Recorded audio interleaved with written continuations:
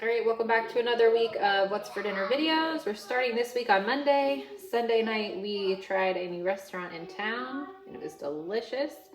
It was some Mexican food with homemade tortillas and everything. It was really good. A little spicy, but really good.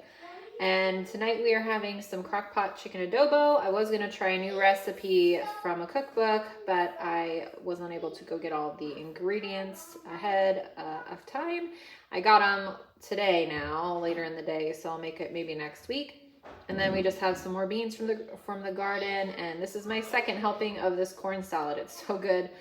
You can eat it with a fork, but I've been using some tortilla chips, and it's just so good. I think it's a recipe from the newspaper, so I will probably just take a picture of it and put it in the video here with all the ingredients, but it's really simple. And I said to myself the other day, we have all this corn and whatnot available, and I haven't made anything with like fresh corn as a dish. There's lots of like seafood chowders you can make with corn, and then fresh salads, and I don't know why I completely forgot to do it. So I thought I'm gonna do it this week, and that's what I did. And it is so good. I'm so glad I made it. Just made a lot, so we shared some with family. But this is then what we are having this Monday night. Oh, and that's brown rice underneath the chicken adobo there. So we'll see you back tomorrow.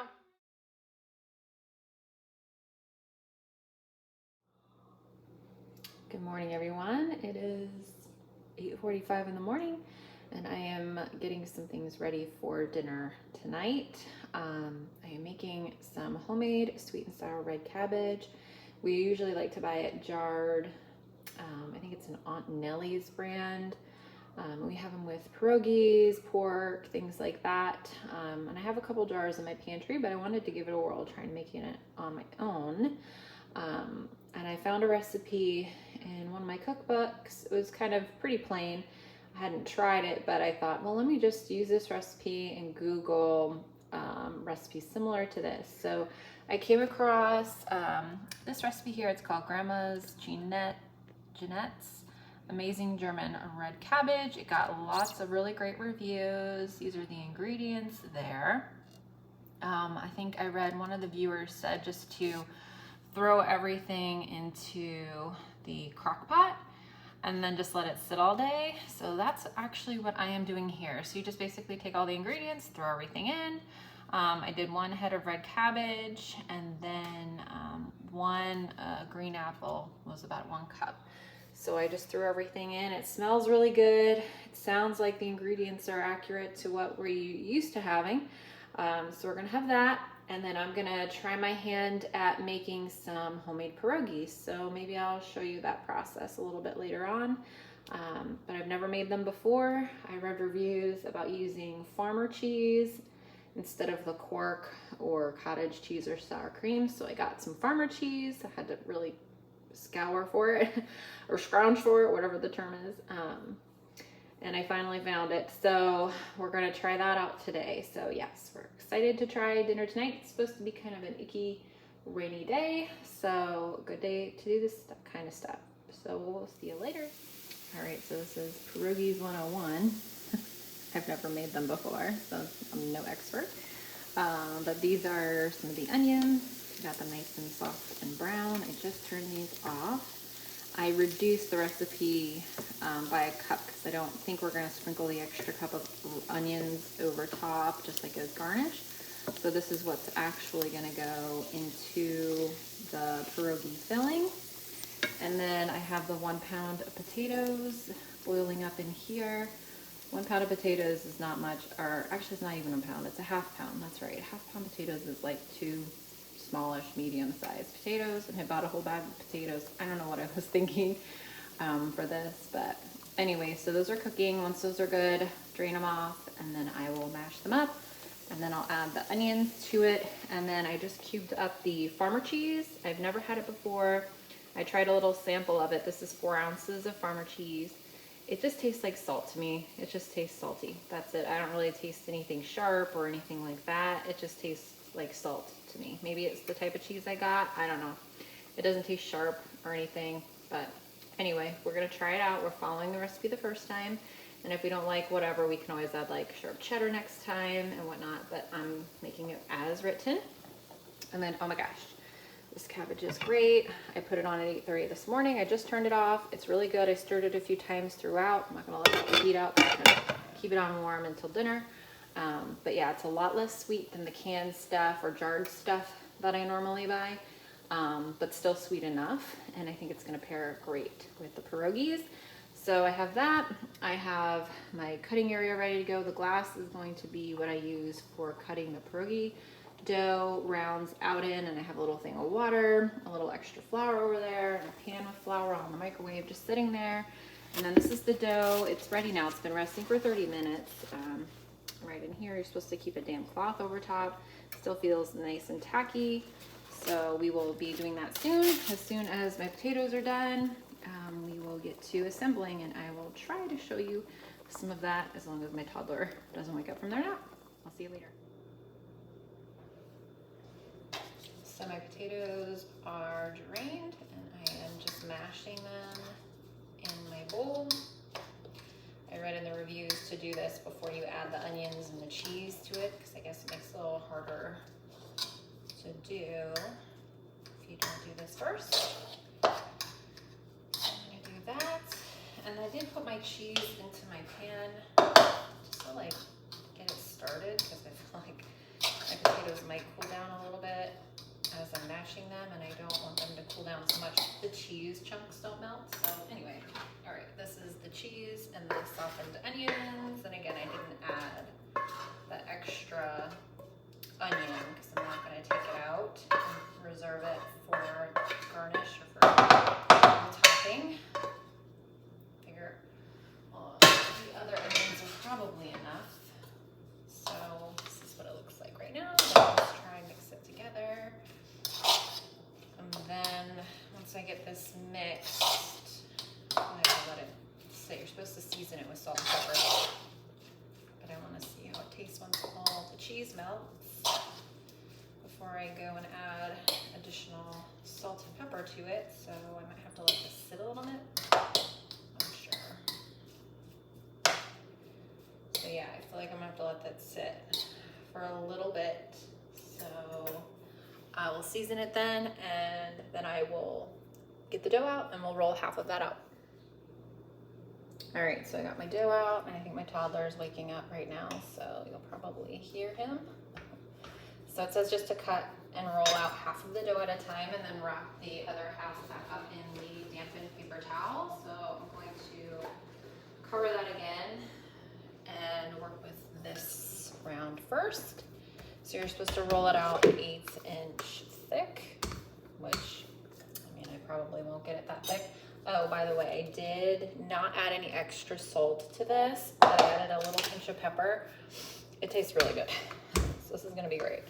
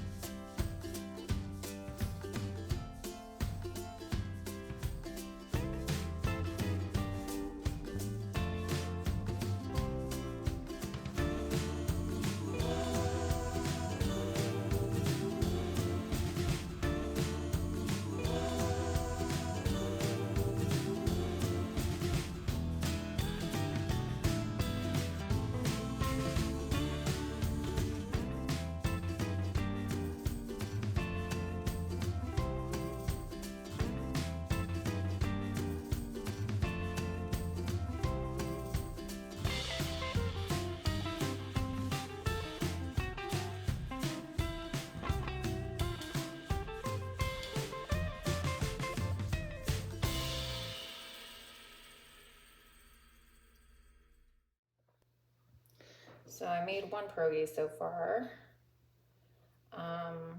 It wasn't terribly hard. I'm not making anything fancy. I'm gonna put them behind you here because I have a pan back there. I don't know why in the instructions it doesn't say to re-roll this dough, because I kind of feel like I could get another 1 or 2 out if I re-roll it, so I might just do it and see what happens. Anyway, you can probably make a fancy edge, but I'm just gonna do what I'm doing here. The dough's nice and tacky, so things are staying together pretty well. It says to do like a crimp. I'm not very good at that. I tried. I'm not worried about it.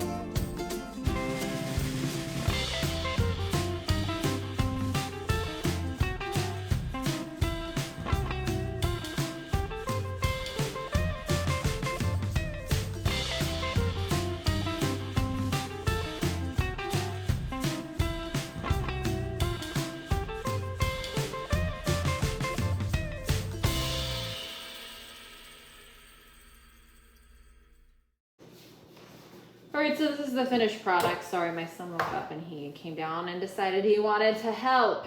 Anyway, so the ones on the left are the ones that I started out with, and then on the right, they kind of gradually get a little uglier, but they're all tasted good, I'm sure.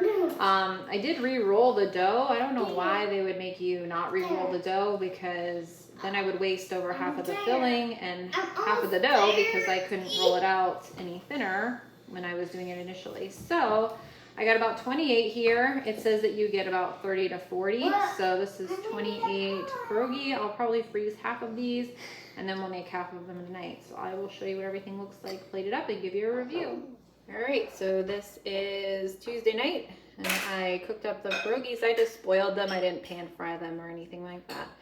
So I'm having some like this, and my husband is too. My son's eating his up. And then that's the red cabbage. It's actually really tasty. It's a lot less sweet than the jarred stuff. And I also sliced up a tomato too, and I forgot to put that on my plate. But that's what we are having then for this Tuesday night.